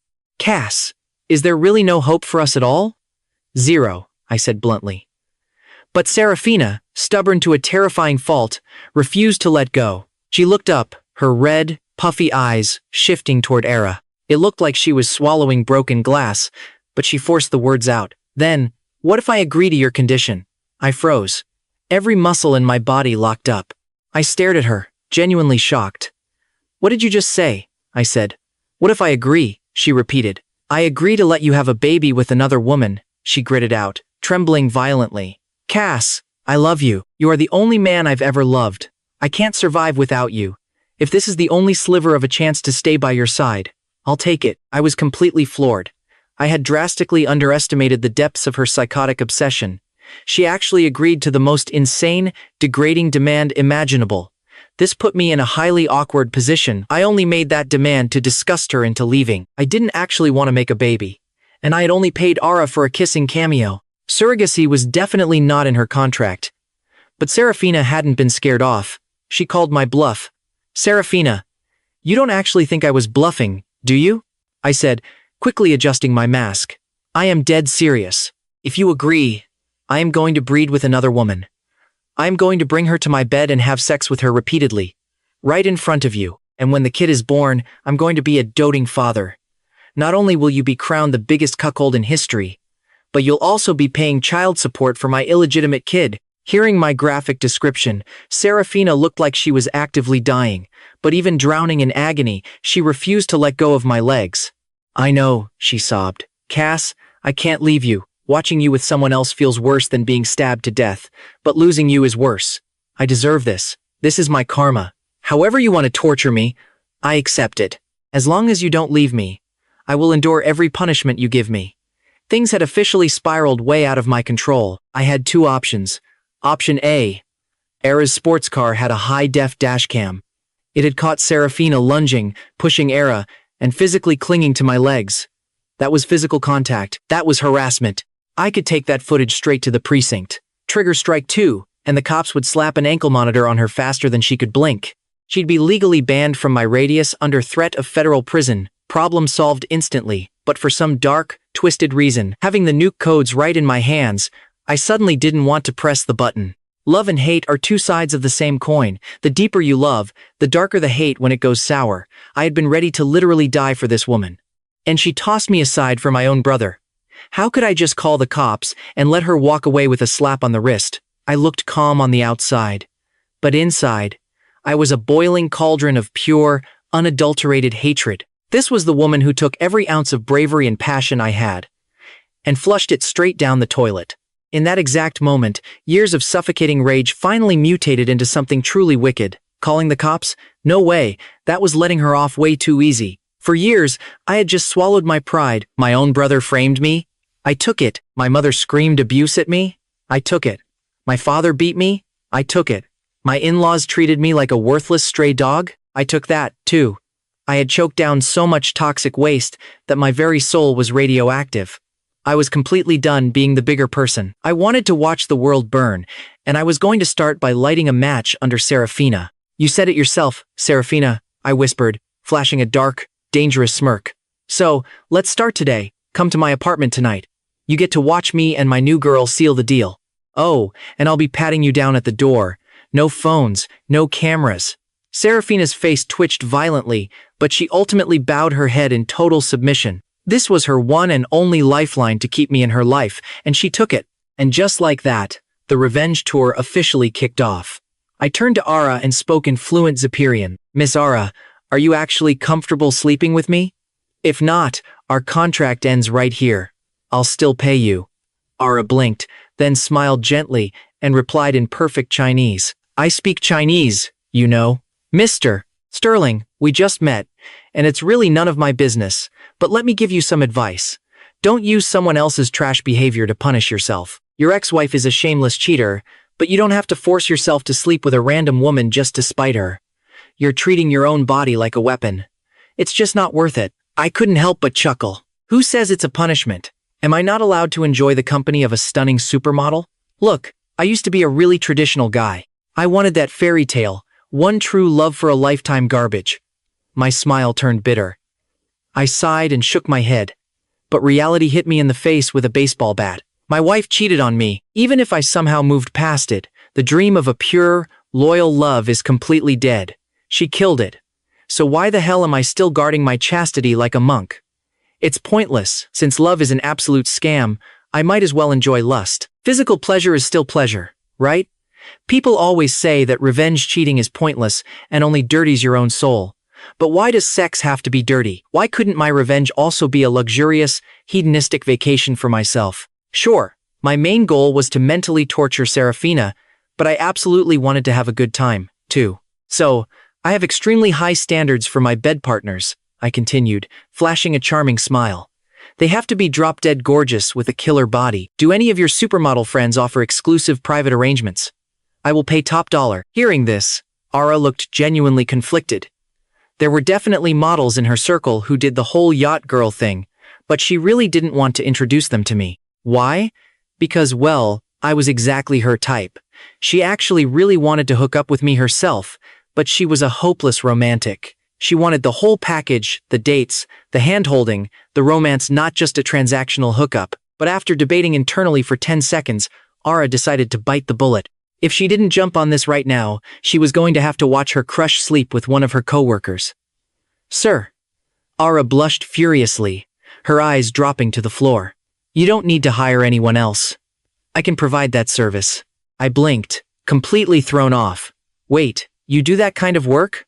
Just 5 seconds ago, she was giving me a moral lecture like a nun. I absolutely do not offer this to anyone else, she defended herself frantically.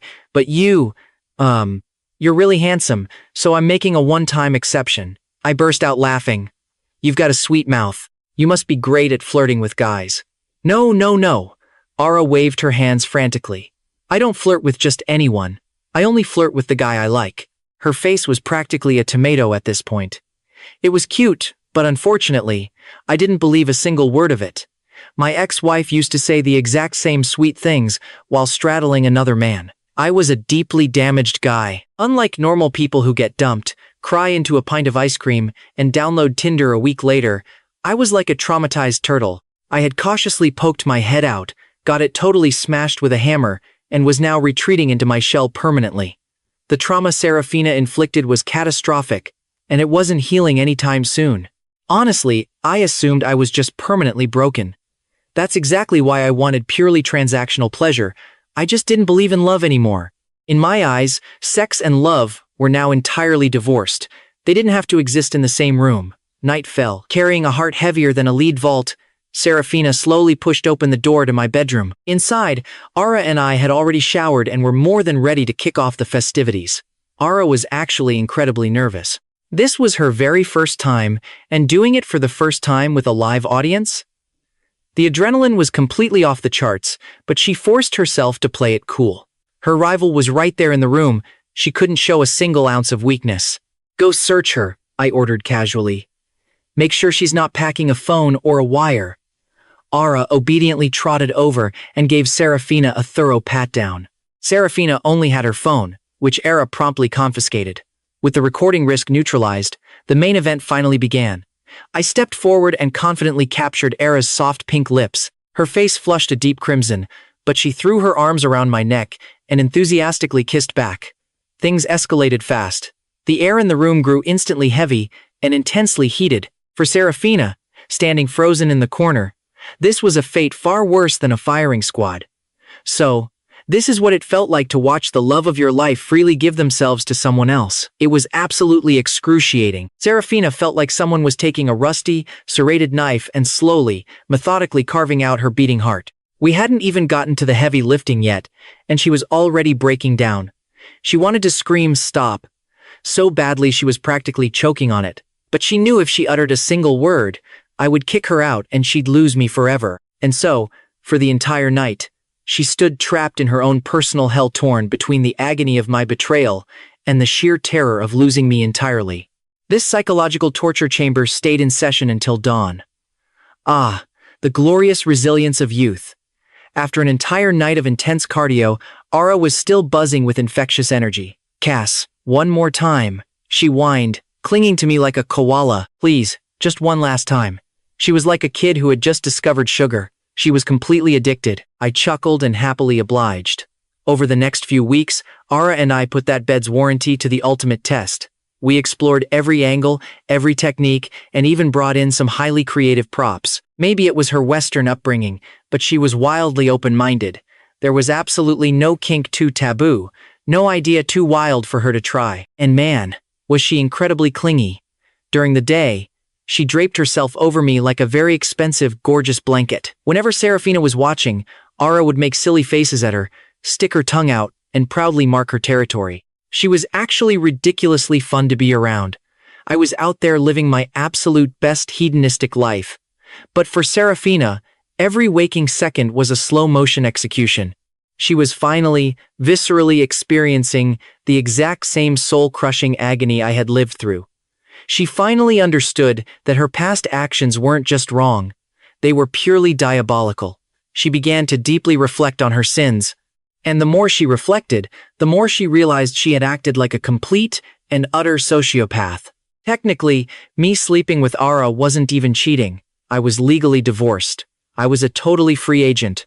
I hadn't lied to Seraphina, and I hadn't betrayed her. But Seraphina had betrayed me when I loved her the most and trusted her completely. Cass, back then, you must have been in even more pain than I am right now, Seraphina whispered one evening, offering a weak, completely shattered smile. I finally get it. I was a monster.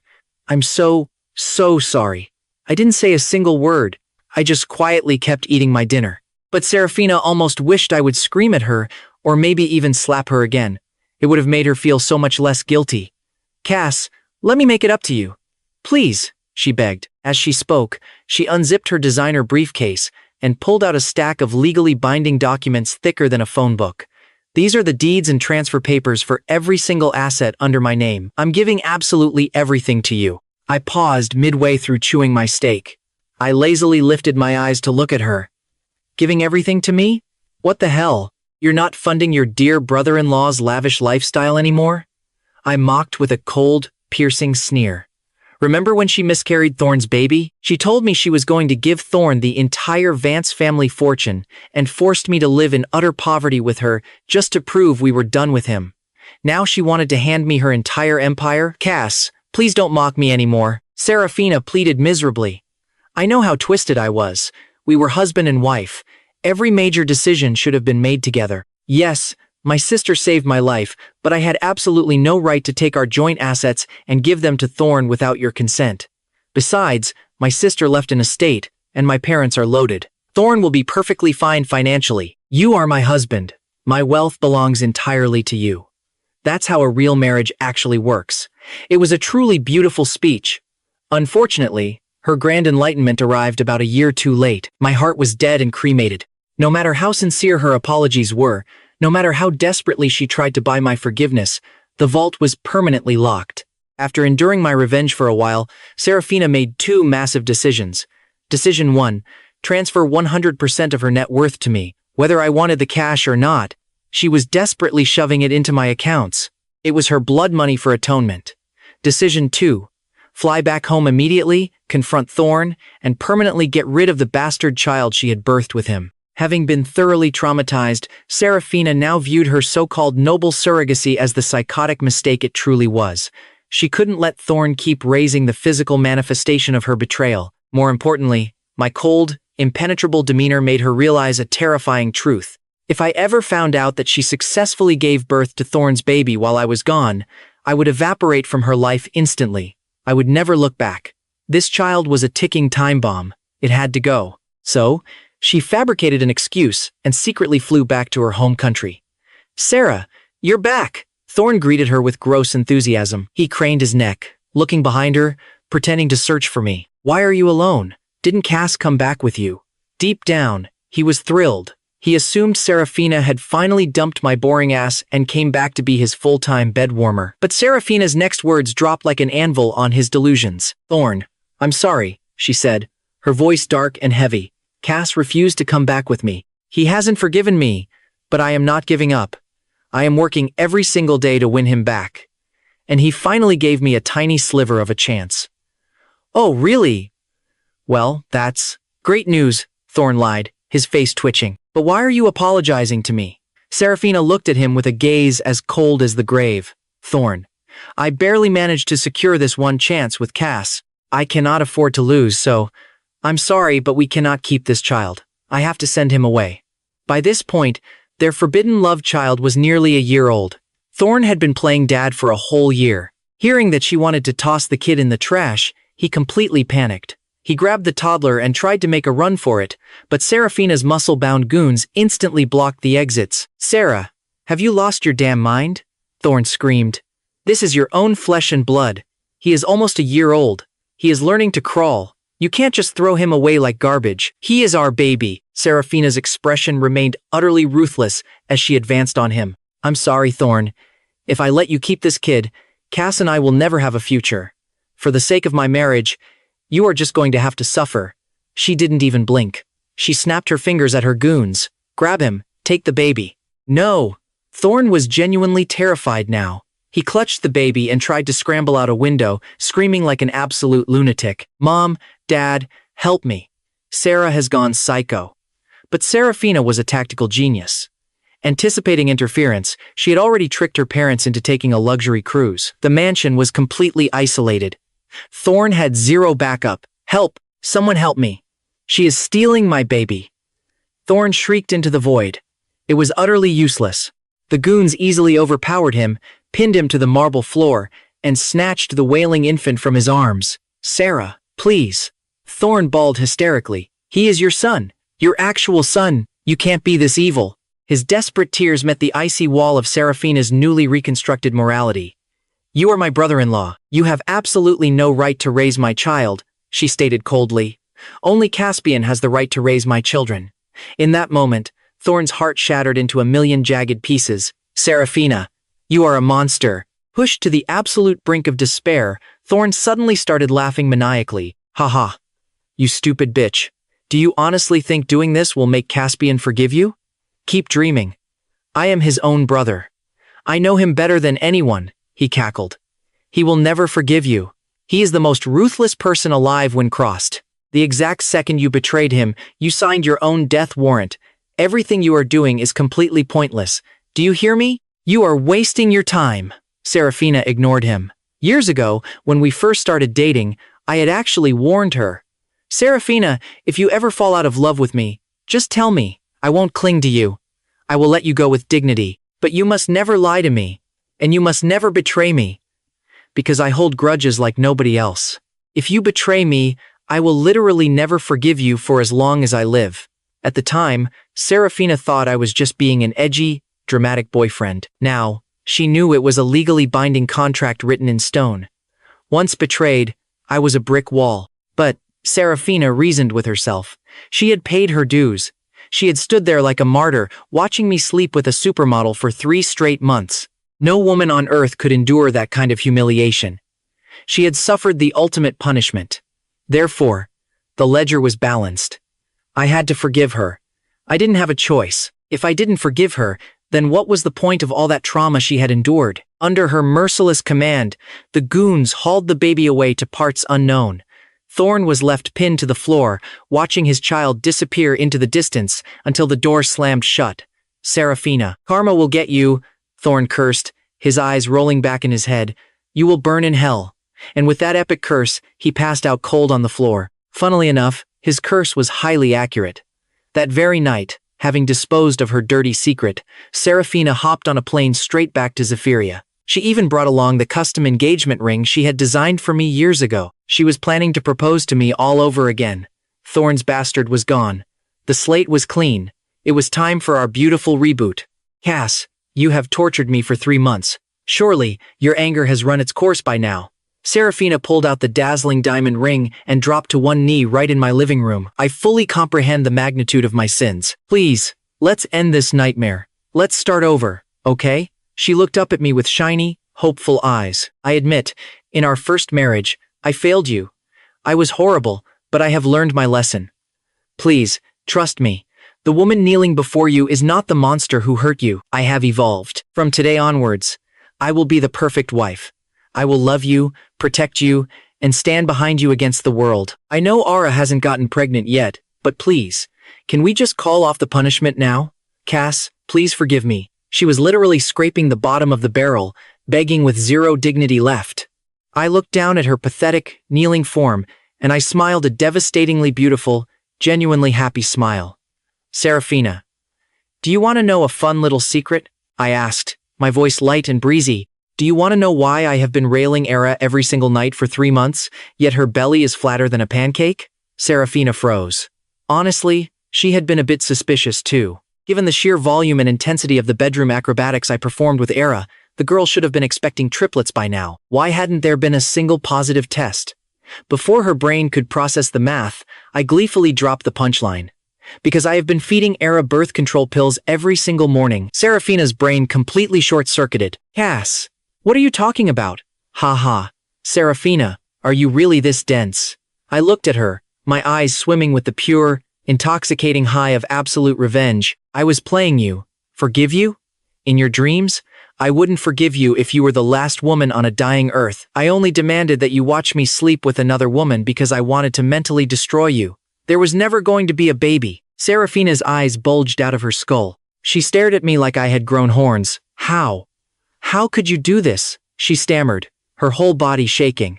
To earn your forgiveness, she wanted to scream.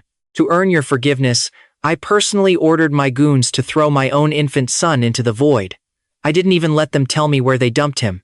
But the words choked in her throat. Since I didn't know the baby existed, revealing that she actually birthed Thorne's kid wouldn't exactly win her any brownie points. Congratulations, Seraphina, I said, offering a slow, sarcastic golf clap. You finally got to experience the soul-crushing agony of deceit and betrayal.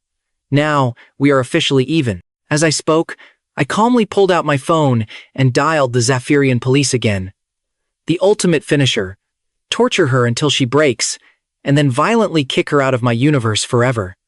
No, Cass, you can't do this to me. When the Zephyrien police dragged her out of my apartment by her arms, she was fighting like a demon.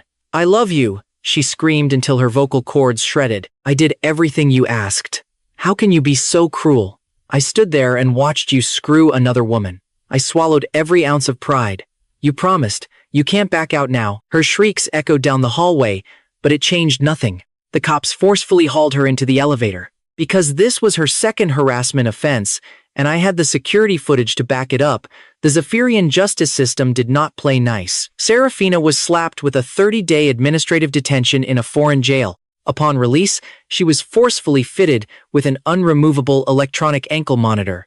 With that stylish accessory on her leg, she was legally barred from ever coming within 1 mile of me. If she crossed that invisible boundary, the GPS chip would trigger a massive alarm at the nearest precinct, and a SWAT team would descend on her instantly. If she triggered the alarm 5 times, she would be permanently deported from Zephyria and blacklisted from ever re-entering the country. I had finally, completely, and legally purged Seraphina from my life. With the wicked witch locked in a cell, my slightly toxic, transactional arrangement with Ara also needed to conclude. That night, I invited Ara over, poured us a drink, and smiled. My ex-wife got thrown in the slammer. I am officially a free man, so you don't need to provide special services for me anymore. You worked really hard these past 3 months. Here is your final bonus. I slid a ridiculously fat check across the counter. The number on it was enough to buy a small yacht, but looking at the check, Ara didn't look happy at all. She pouted, her shoulders slumping. Cass, we've been sleeping together for 3 months. Do you seriously not have a single ounce of feelings for me? That question actually threw me for a loop. I thought about it seriously for a moment before answering. Ara, my dear, feelings aren't generated by friction. They are cultivated through spending real life together. You are a wonderful girl and an incredible partner in bed. But for the last 3 months, our entire relationship has been confined to the mattress. We haven't been on dates. We haven't talked about our fears or dreams. How could I possibly have developed real feelings? Hearing my extremely logical analysis, she blinked her big, pretty eyes. Okay then, Cass. Are you willing to go on a real date with me now? I was stunned. What did you just say? I said. My crush on you is massive, Ara declared, puffing out her chest, finally confessing her master plan. Will you be my boyfriend? And just to be clear, I am not a yacht girl. The only reason I agreed to your crazy revenge plot was because I genuinely liked you. After 3 months of close proximity, I think our chemistry is off the charts. Please give me a chance to actually pursue you. I promise I won't ever betray you.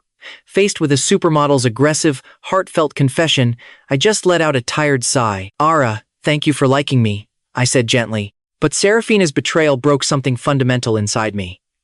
I honestly don't think I'll believe in love for a very, very long time. I don't want to date anyone, so I have to say no. If I forced myself to date you right now, I wouldn't be able to give you 100% of my heart, and that's not fair to you. But Elara wasn't the type to back down from a challenge. She pumped her tiny fist in the air, overflowing with confidence. Cass, don't speak too soon. Love isn't a switch you can just turn off permanently. I am fully confident I can make you fall head over heels for me. So don't reject me yet. Just let me try. If I give it my all, and you still can't love me, I'll pack my bags and leave without a fuss. But rejecting me before I even get to take you to the movies is absolutely unacceptable. Worn down by her relentless optimism and sheer stubbornness, I helplessly agreed to a trial run. I figured young girls have the attention span of a goldfish. After chasing an emotionally unavailable brick wall for a few months, she'd get bored and move on to a DJ or an actor. But I was dead wrong. Ara was relentlessly devoted. Her sunny, infectious energy never faded for a single second. Whenever I was with her, she made it impossibly easy to forget all the dark, twisted baggage I carried. Slowly but surely, the ice melted. I found myself genuinely falling for this bright, radiant girl. She had been right all along. Love isn't something you can control. When destiny knocks, you can't bolt the door. As for the villains of the story, after getting released from her 30-day Zephyrien jail stint, Seraphina tried to test the ankle monitor a few times. She was promptly arrested, permanently deported, and banned from Zephyria for life. Being deported back home in absolute disgrace, combined with the psychological trauma I inflicted on her, completely shattered her mind. She went genuinely insane. The Vance family lost both their daughters, one to the grave and one to a psychiatric ward. Mr. and Mrs. Vance wept so much they practically went blind. Thorne, after getting his baby snatched by Seraphina's goons, abandoned the Vance family to search for his lost child. He searched for years but never found him. Eventually, he remarried, but since it was his second marriage, he was aging terribly from the stress and his bank account was drained. He ended up marrying a complete nightmare of a woman who made his life a living hell. Karma truly works in mysterious, wonderful ways. 5 years after our trial run began, Ara and I finally tied the knot in a beautiful, drama-free ceremony. This time, I finally had a real home, a home where I was respected, cherished, and unconditionally loved. After surviving a Category 5 hurricane of toxic garbage, I had finally arrived at the shores of absolute happiness.